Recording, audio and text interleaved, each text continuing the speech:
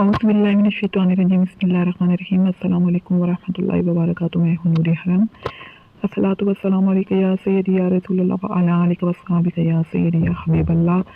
آپ ہر قسم کی پریشانی، غم اور خوف سے اللہ کی پناہ میں آنا چاہتے ہیں تو یہ دعا پڑھیں کہ انشاءاللہ تعالیٰ آپ دیکھیں گے کہ آپ کی تکلیفوں میں، آپ کی اذیتوں میں، پریشانیوں میں واضح طور پر کمی محسوس ہوگی انشاءاللہ تعالیٰ۔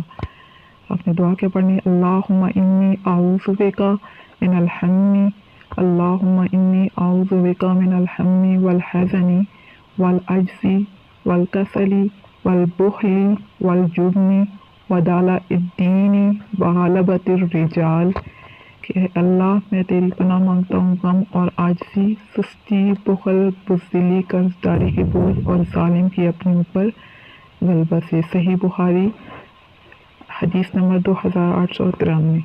اللہم انی اعوذ بک من الہم والحزن والعجز والکسل والبخل والجبن ودلع الدین وغلبۃ الرجال۔